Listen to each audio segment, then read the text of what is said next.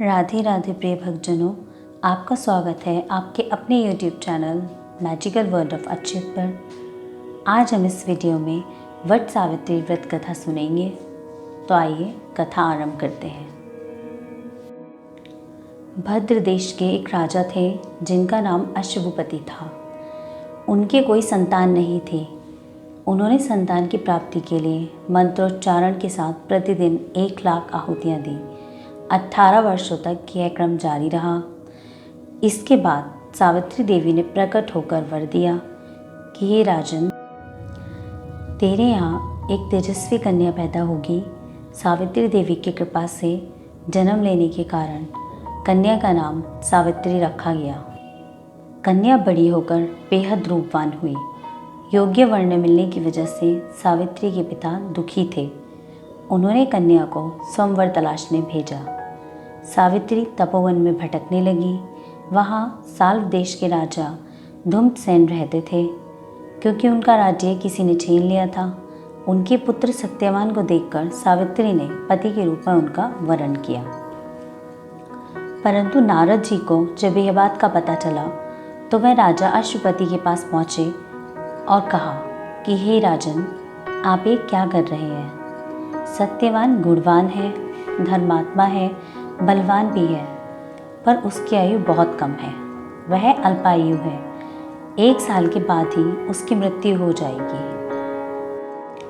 ऋषिराज नारद की बात सुनकर राजा अश्वपति चिंता में डूब गए। सावित्री ने उनसे इसका कारण पूछा तो राजा ने कहा, पुत्री, तुमने जिस राजकुमार को अपने वर के रूप में चुना है वह अल्पायु है।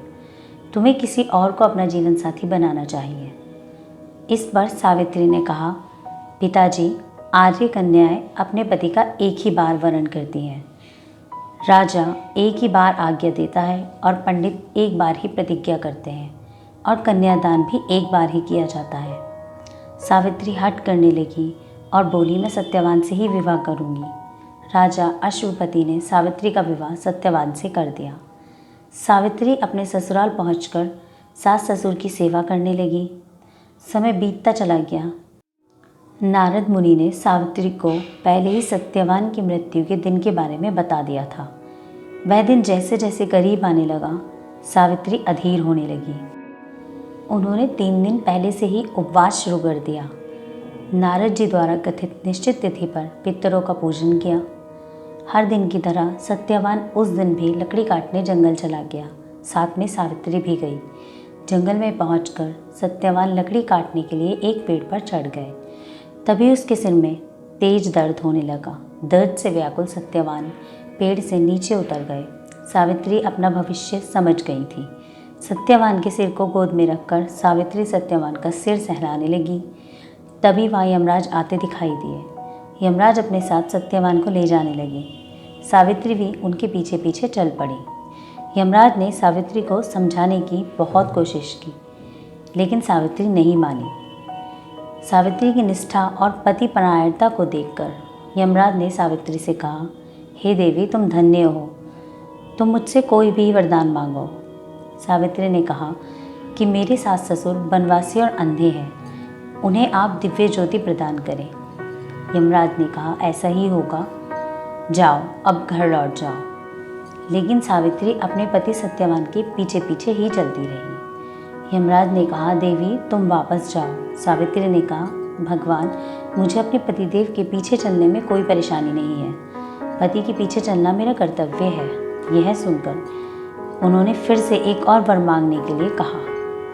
सावित्री बोली, हमारे ससुर का राज्य छिन गया है, उसे पुनः वापस दिला दीजिए। यमराज ने सावित्री को यह वरदान भी दे दिया और कहा, अब लौट जाओ। लेकिन सावित्री पीछे पीछे चलती रही। यमराज ने सावित्री को तीसरा वरदान मांगने को कहा। इस पर सावित्री ने 100 संतानों और सौभाग्य का वरदान मांगा। यमराज ने इसका वरदान भी सावित्री को दे दिया। सावित्री ने यमराज से कहा कि प्रभु, मैं एक पतिव्रता पत्नी हूँ और आपने मुझे पुत्रवती होने का आशीर्वाद दिया है। यह सुनकर यमराज को सत्यवान के प्राण छोड़ने पड़े। यमराज अंतर्ध्यान हो गए और सावित्री उसी वट वृक्ष के पास आ गई जहाँ उसके पति का मृत शरीर पड़ा था। सत्यवान जीवंत हो गया और दोनों खुशी खुशी अपने राज्य की ओर चल पड़े। दोनों जब घर पहुँचे तो देखा कि माता पिता को दिव्य ज्योति प्रदान हो गई है। इस प्रकार सावित्री सत्यवान चिरकाल तक राज्य सुख भोगते रहे। अतः पतिव्रता सावित्री के अनुरूप ही प्रथम अपने सास ससुर का उचित पूजन करने के साथ ही अन्य विधियों को प्रारंभ करें। यह व्रत करने और इसकी कथा को सुनने से उपवासक के वैवाहिक जीवन या जीवन साथी की आयु पर किसी प्रकार का कोई संकट नहीं आता, और अगर आता भी है तो वो भी टल जाता है। राधे राधे।